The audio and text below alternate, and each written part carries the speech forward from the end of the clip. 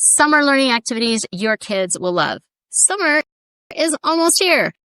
You've heard the research of how keeping your children learning something, anything, will reap huge benefits. So, even though your energy is low, you are considering how to create some kind of learning opportunity for your kiddo in the upcoming 2 months. However, everyone wants to have fun and create memories during the summer, right? We can bridge the gap between the two, learning and fun. Here's a list of 80 learning ideas to keep the learning spark alive and have a blast.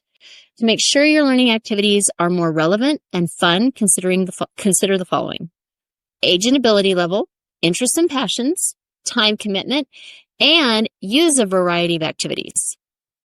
When you're searching for a topic on Google, like summer learning activities, sometimes you just get so much information, it's information overload. So what I've done with this video and blog on my website is I've put them into categories.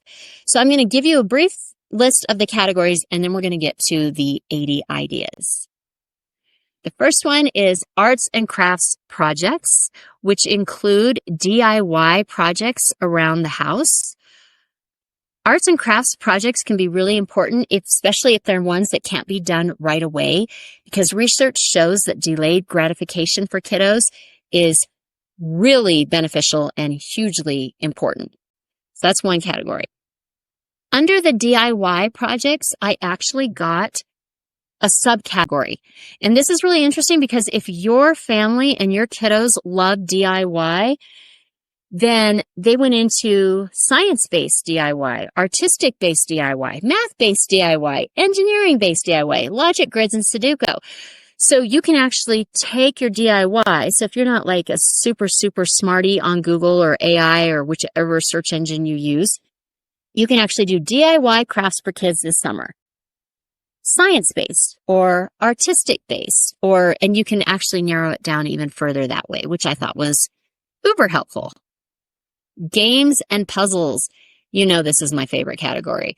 I would totally incorporate a game night every single week if you don't already have it for this summer. Life skills. If you have a teen or a emerging teen at home, you totally understand their desire for independence.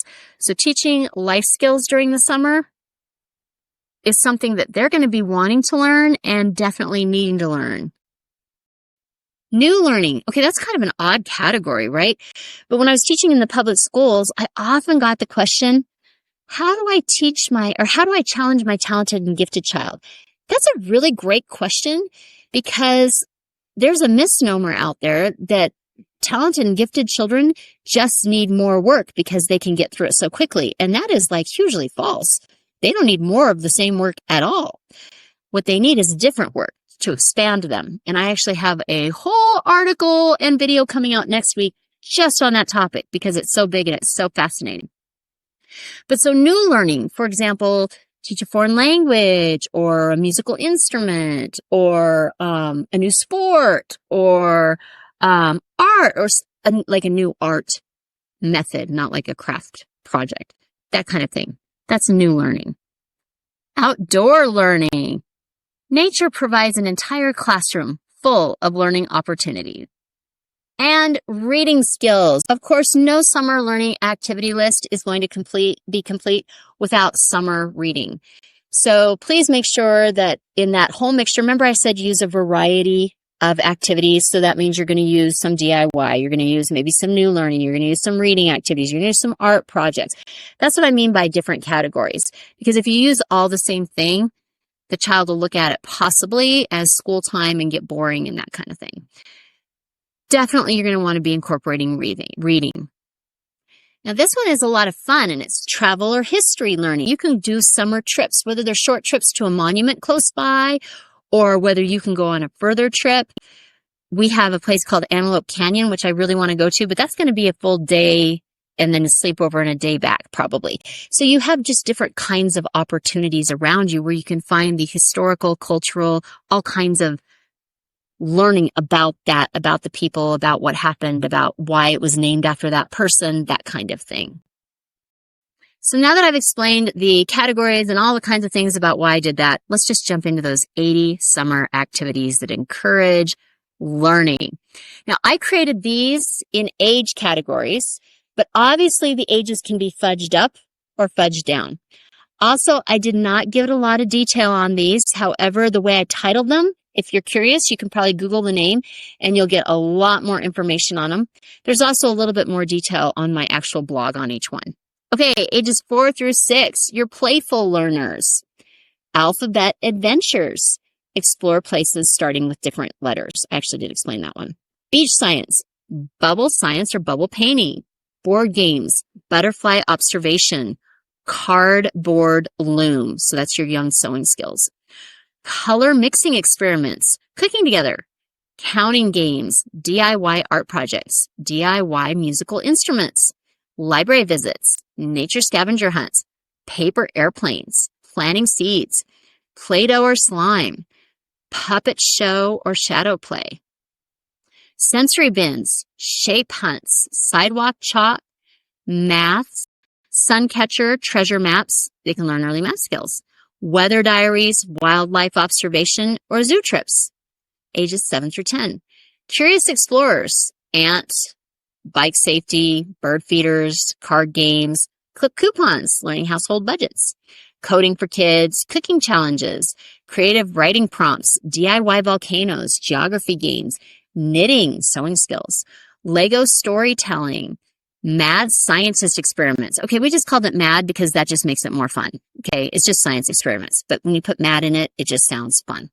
Marble maze, math, scavenger hunts, museum visits, national parks, national nature journals, night sky gazing, origami fun, a pen pal, photography skills, popsicle stick, catapult, puzzle solving, read a map, secret code, sundial, STEM challenges, terrarium, and wildlife tracking. Ages 11 through 15, you're independent thinkers. Advanced cooking, bike maintenance, book and movie analysis, build a fire, budgeting, financial goals and planning, chess or strategy games, compass use, digital art creation, DIY movie production, DIY woodworking, entrepreneurship projects, escape room games, fitness challenges, gardening with a twist. Like they can actually do the, I can't remember the name, but it starts with an H. It's like hydro. It's for the water, putting the water through the tubes and everything. They could plan all of that out. Hiking trips, language learning, learn to fish, learn to sew, local history research, maintenance projects around the house, music projects, planetarium visits, robotics kits, solar lighting, tech tinkering, water filter.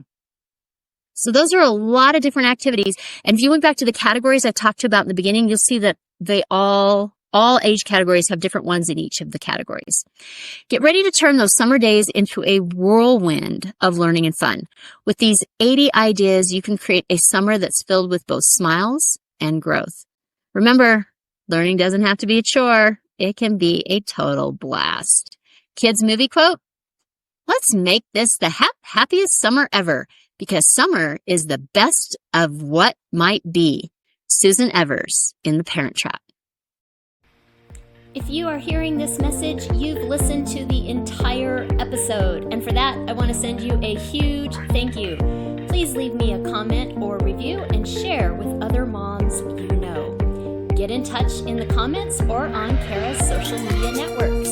See you next week for a new episode.